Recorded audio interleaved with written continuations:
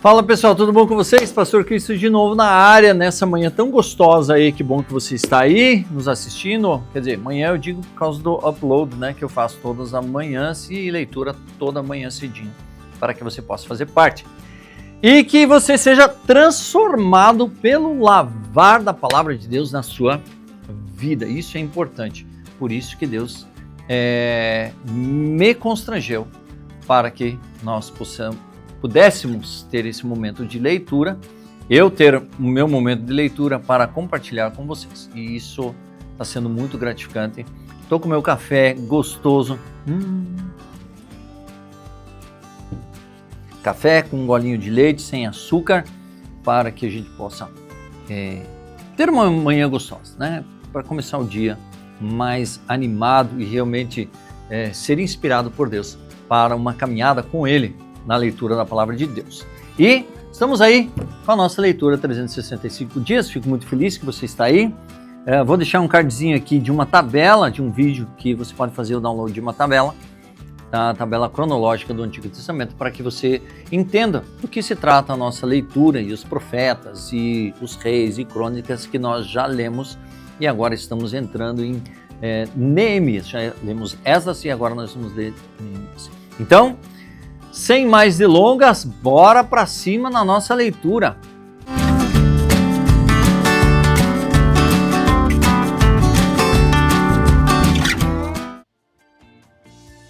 Que legal! Hoje é a leitura de 223 e assim nós vamos avançando cada vez mais na leitura. Hoje é extenso, amanhã eu acho que também. Amanhã também, mais extenso. A gente tem dias mais curtos e mais extensos. Então, vamos se ater à leitura, não quero fazer muitos comentários, né?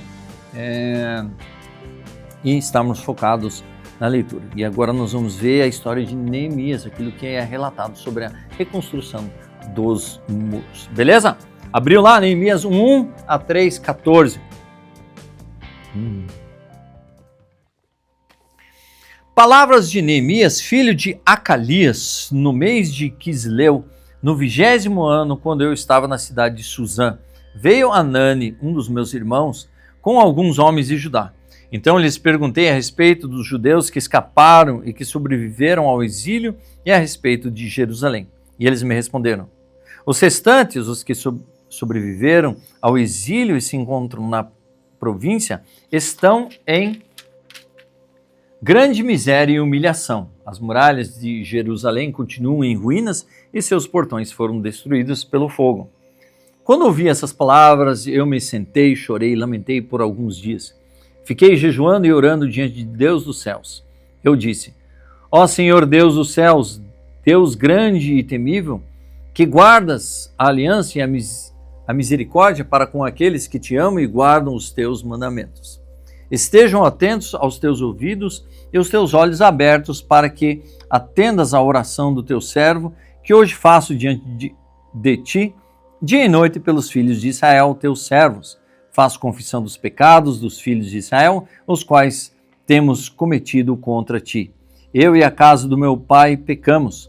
Temos procedido de forma totalmente corrupta contra ti e não guardamos os mandamentos, nem os estatutos, nem os juízos que ordenasses a Moisés, teu servo. Lembra-te da palavra que ordenasses a Moisés, teu servo, dizendo: se vocês forem infiéis, eu os espalharei entre os povos, mas se vocês se converterem a mim, eu guardarei os meus mandamentos. E os cumprirem, então, ainda que os seus desterrados estejam nos lugares mais distantes da terra, de lá os ajuntarei e trarei para o lugar que escolhi, para fazer habitar o meu nome. Estes ainda são teus servos, e o teu povo que resgatastes com o teu grande poder e a tua mão poderosa. Ah, Senhor, estejam atentos os teus ouvidos à oração do teu servo e à oração dos teus servos que se agradam de temer o teu nome. Faze com que o teu servo seja bem-sucedido hoje e encontre misericórdia diante desse Deus, desse homem. Nesse tempo eu era copeiro do rei. No mês de Nisan, no 20º ano do reinado de Artaxerxes, uma vez posto o vinho diante dele, eu o peguei e ofereci ao rei. Ora, nunca antes eu tinha estado triste diante dele. Então o rei me disse: por que o seu rosto está triste se você não está doente? Isso tem de ser tristeza de coração. Então fiquei com muito medo e lhe respondi: que o rei viva para sempre. Como não estaria triste o meu rosto se a cidade onde estão sepultados os meus pais está em ruínas e os seus portões foram queimados? O rei me perguntou: o que você me pede agora? Então orei a Deus dos céus e disse ao rei: se for do agrado do rei e se esse seu servo encontrou favor em sua presença, peço que o rei me envie ajudar a cidade onde estão os túmulos dos meus pais para que eu o reconstrua. Então o rei, que tinha a rainha sentada ao seu lado, me perguntou: quanto vai durar a sua ausência? Quando você voltará? Marquei certo prazo e o rei se deu por satisfeito e me deixou ir. Eu ainda disse ao rei: se for do agrado do Senhor, que ele me dê cartas para os governadores da região do outro lado do Eufrates, para que permita passar e entrar em Judá. E também uma carta para Asaf, guarda da floresta do rei, para que me dê madeira para as vigas dos portões da cidade e do templo, para as muralhas da cidade e para a casa em que deverei me alojar. E o rei me deu o que eu pedi, porque a mão bondosa de Deus estava sobre mim. Então fui aos governadores da região do outro lado do Eufrates e lhes entreguei as cartas do rei. Ora, o rei tinha enviado comigo oficiais do exército e cavaleiros, mas Sambalate, o Horonita, e Tobias, o servo amonita, ficaram sabendo disso e não lhe agradou nem um pouco que alguém estivesse interessado no bem dos filhos de Israel. Então cheguei a Jerusalém. Depois de esperar 3 dias, me levantei à noite, junto com poucos de homens que estavam comigo. Não declarei a ninguém o que o meu Deus havia posto no meu coração para eu fazer em Jerusalém.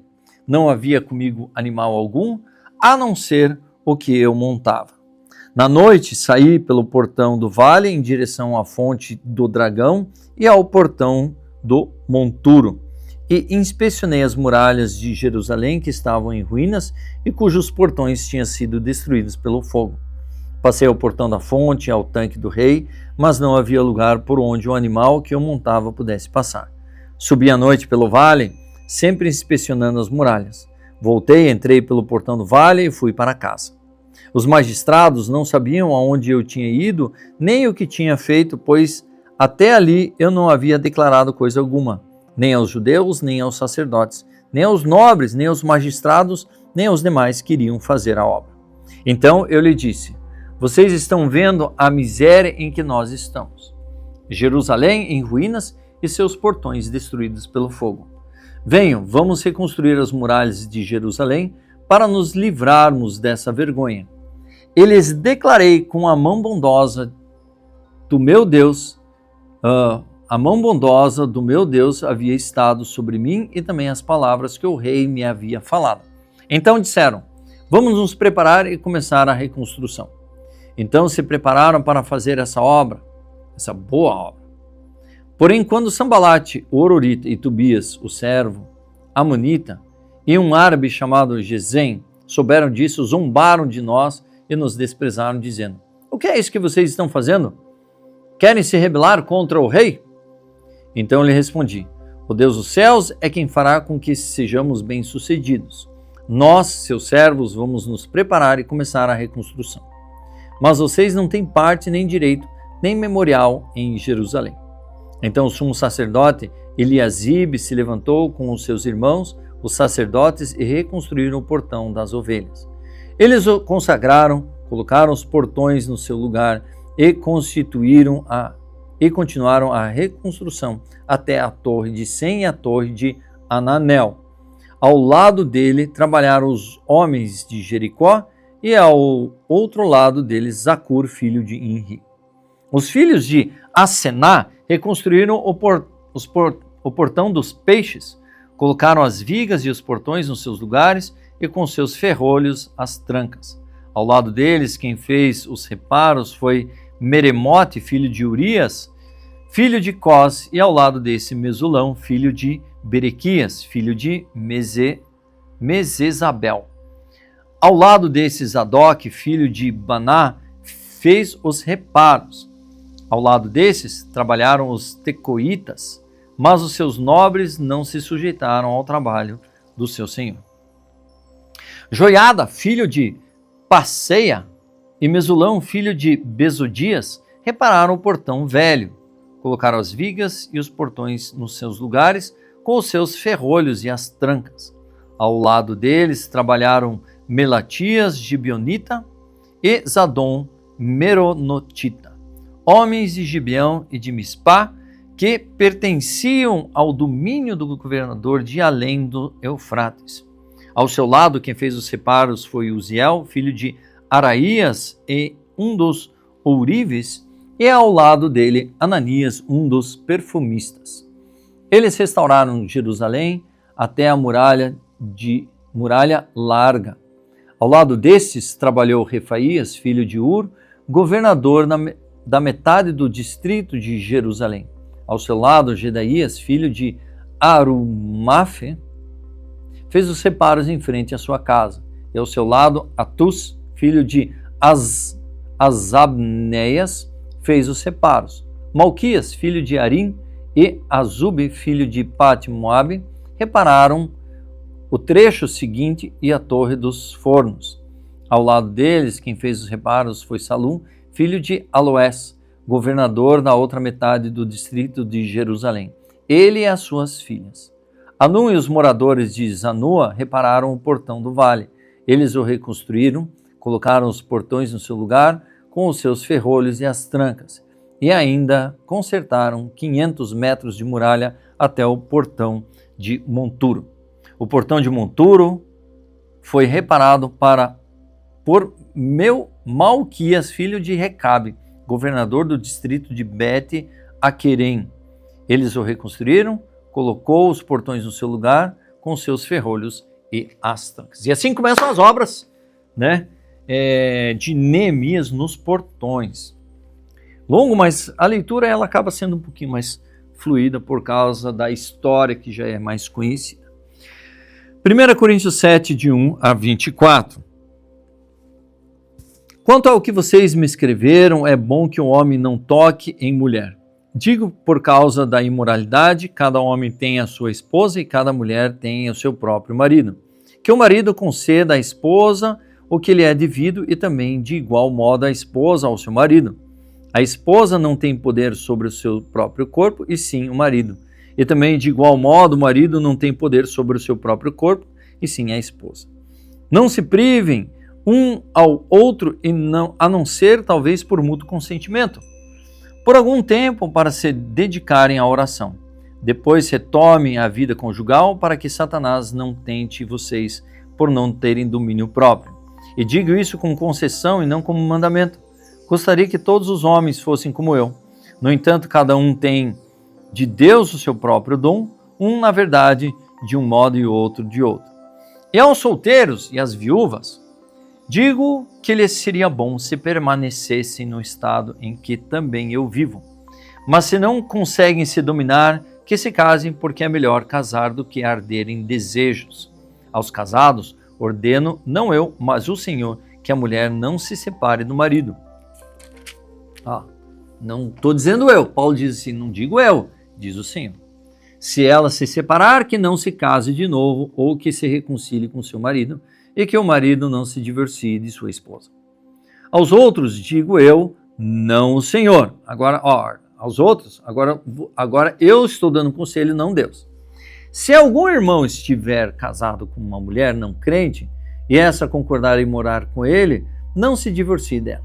Se uma mulher estiver casada com um homem não crente, e esse concorda em viver com ela, que ela não se divorcie do marido. Porque o marido não crente é santificado no convívio da esposa, e a esposa não crente é santificada no convívio do marido crente. Se não fosse assim, os filhos de vocês seriam impuros, porém agora são santos. Mas se o não crente quiser separar-se, que se separe. Em tais casos, não fica sujeito à servidão nem o irmão, nem a irmã. Deus chamou vocês para viverem em paz. Pois você, ó mulher, como sabe se salvará o seu marido? Ou você, ó marido, como sabe se salvará a sua mulher? No mais, que cada um ande segundo o que o Senhor lhe concedeu, conforme Deus o chamou. É isso que eu ordeno em todas as igrejas. Foi alguém chamado, estando circunciso? Não desfaça a circuncisão. Foi alguém chamado, estando incircunciso? Não se faça circuncidar. A circuncisão em si não é nada. A incircuncisão também nada é. Mas o que vale é guardar os mandamentos de Deus. Cada um permaneça na vocação em que foi chamado. Você foi chamado sendo escravo? Não se preocupe com isso. Mas se você ainda pode tornar-se livre, aproveite a oportunidade. Pois quem foi chamado no Senhor sendo escravo é liberto que pertence ao Senhor. No mesmo modo, quem foi chamado sendo livre é escravo de Cristo. Vocês foram comprados por preço. Não se tornem escravos de homens. Irmãos, cada um permaneça diante de Deus na condição em que foi chamado. Não deixar a influência dos homens, né? E sendo bem franco, eu tenho um desafio muito grande como pastor nesse sentido, porque eu não gosto de conflitos, mas é complicado. A gente, querendo cumprir a vontade de Deus, muitas vezes a gente vai contra o desejo dos homens. E isso a gente precisa se desconectar desse estresse, se conectar em Deus e realmente obedecer ao Senhor e que Ele seja o suficiente em nossas vidas, né? Salmo 31, 19, 24. Como é grande a tua bondade que reservaste aos que te temem, da qual usas diante dos filhos dos homens, para que com os que te refugiam. Para com os que em ti se refugiam. No recôndito da tua presença tu os esconderás das intrigas humanas. No esconderijo os ocultarás do conflito de línguas. Bendito seja o Senhor que engrandeceu a sua misericórdia para comigo numa cidade sitiada. Eu disse na minha pressa, estou excluído da tua presença, mas tu ouviste a voz das minhas súplicas quando clamei por teu socorro. Amem ao Senhor todos vocês que são os seus santos. O Senhor preserva os fiéis, mas retribui com abundância os soberbos. Sejam fortes e que se revigore o coração de todos vocês que esperam no Senhor. Provérbios 21, 4. Olhar arrogante e coração orgulhoso, a lâmpada dos ímpios são pecado. A gente lidou com pessoas aqui na igreja que orgulho querem muito fazer coisas, dar ideias, estar à frente, mas elas não se submetem a uma estrutura, né? A uma estrutura colocada aqui de boa convivência. É complicado a gente lidar com isso. Então, que sejamos humildes, que realmente possamos aprender. Eu digo assim, até eu ser pastor sênior, foram 16, 17 anos de caminhada dentro da igreja, como líder e como pastor. Então assim, não é a posição que vai fazer alguma coisa da tua vida, mas é o propósito de Deus estar muito além da posição e daquilo que os homens imaginam ser na sua vida. Eu posso dizer assim com clareza, se Deus me tirasse da liderança dessa igreja, eu estaria muito bem, porque eu sei o que Deus espera de mim. E eu quero cumprir esse papel. Beleza? E assim que sejamos incentivados por Paulo também dessa forma.